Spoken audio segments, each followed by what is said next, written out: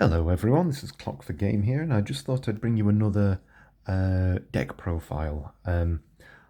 This is going to be my official first one, I think, just because I'd uploaded a deck profile previously, but there was a couple of mistakes in it, so I'd like to redo that video, so I do apologise. But I think Data Live has to be possibly my favourite set in Weiss Schwarz. When I first started as well, I was really enamoured by the wind triggers. I thought it was hilarious that you could bounce things around. I thought that was a really good mechanic, but it didn't seem, at least at the time, that there was much in the way of being able to build a viable deck with that. So you can imagine my sheer joy when Data Life Set 2 comes out and it actually legitimizes the 8 win deck and actually has a deck built around it. So without further ado, we'll get into the level 0 lineup.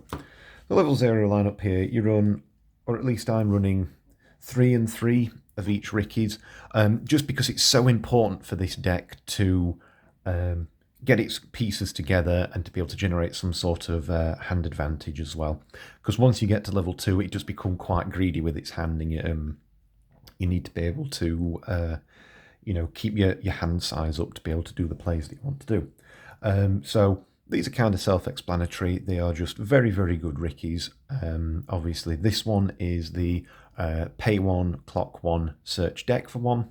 This one is the on reverse clock 1 mill and salvage. Just very, very good for generating hand advantage and those combo pieces. Next up is the Starry Night Yuzuru. This is quite a good beat stick, so it's pay 1 and it gains 3/5, so it becomes 5/5 at level 0. Very good for running over everything. Unfortunately, it's not cross turn, but it's also a clean cut as well. So a very nice play that you can do is if you have this out and have this out, you swing in and kill this, so you get the Ricky effect off, and then kill something else on your opponent's board with the Yuzuru and clean cut this back. Then you can use this again next turn, and that's just a very nice little combo at level 0, and it can generate you a lot of advantage. Next up, we've got the Yellow Brainstorm. This Brainstorm's quite nice because it does give 500 at the beginning of Climax phase, and it's the pay 1 Brainstorm search deck. All of this deck is geared around trying to get your combo pieces together, especially a copy of this and especially a copy of this in your hand. You want to be getting those probably level 1 or as early as possible, and you want to kind of stick them in your hand like glue. But anyway, moving on. We've got the Coterie, the red Coterie. She's just very, very good at getting through your deck and being able to pump power when she attacks. And obviously on death, she ditches 1. You can check top 4 and add a Data Live character. It's level 1 or higher Data Live character. So if you get this effect off, generally you want to be getting either this or this, just because they are so important for your later game. Then we've got the Climax Swapper. I generally like to run 2 Climax Swappers, but I've been finding that this deck is quite tight in its build, and so I'm going to play with some ratios and maybe run a second one, I don't know. But we'll see how it goes. It's just always run a Climax Swapper in your decks. Then we run this Shido. This Shido, when it's played, it has the ability to blink one of your opponent's characters to memory and then bring it back to board. This is quite handy just because it switches off some effects like Hololive, and it switches off marker cards as well. At my locals, there's a player who quite regularly plays the Itsuki deck, and he plays the level 0 Itsuki that gets a marker, and if it's got a marker underneath it, it becomes 4K. That's quite bothersome to deal with. So if you place this down and blink the Itsuki, it gets rid of the marker. It's just a very handy tech choice.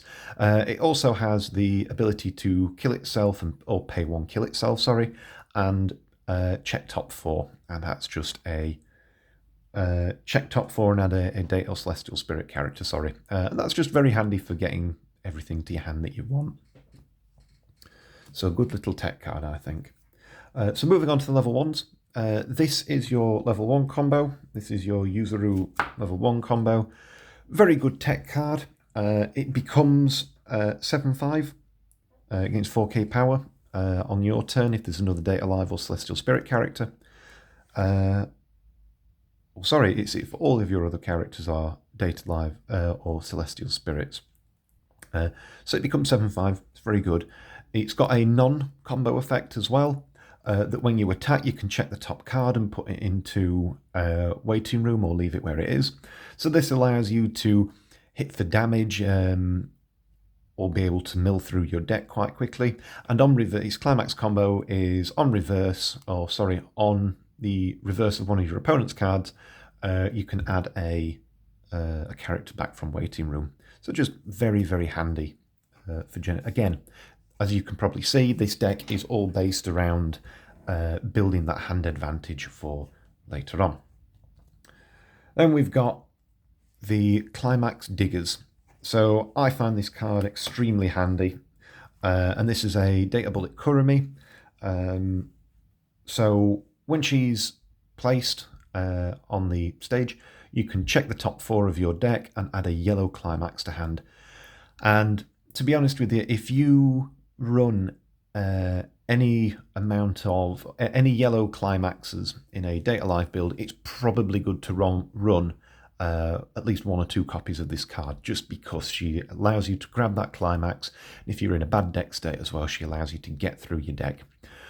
She can also send herself to waiting room to give something 2k that can help put you out of backup range or allow you to beat over something on your opponent's field.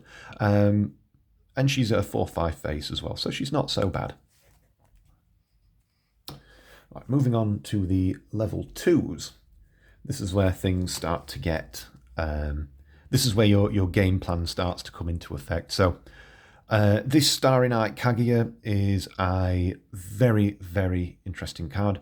She is a level reverser, so if there's something in front of her that is a higher level that is a higher level than your opponent's level, she kills it.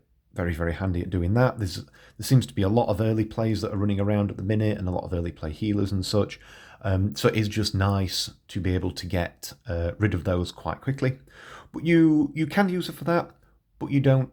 The main effect is you pay 1 and ditch a character from hand, and when this is placed on stage, you have to have 2 or more other Date Alive characters, by the way.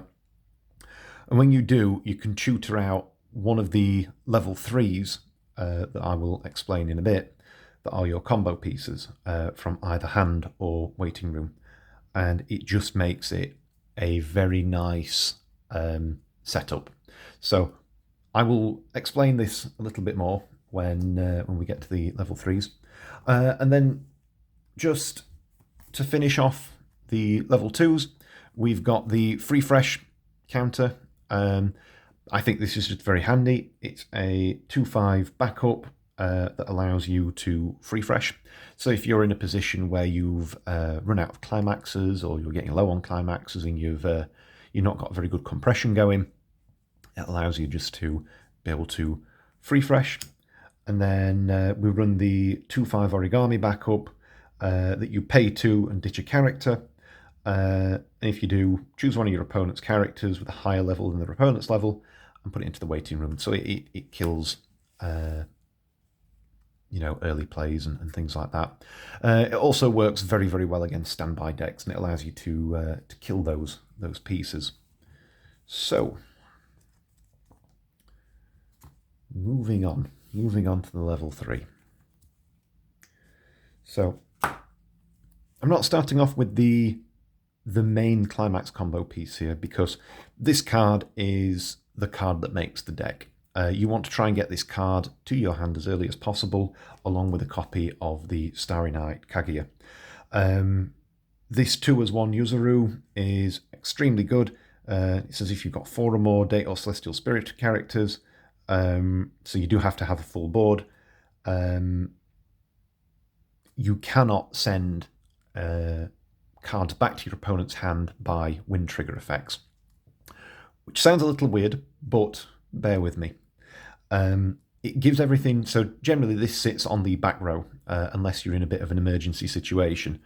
But if it's on the back row, it gives everything in front of it 2,000 power, and when if it's placed on the field by the effect of this card, you can check top 4 and add a Date or Celestial Spirit card, and add the top card of your deck to stock. So it's a top 4 check when added to field by this.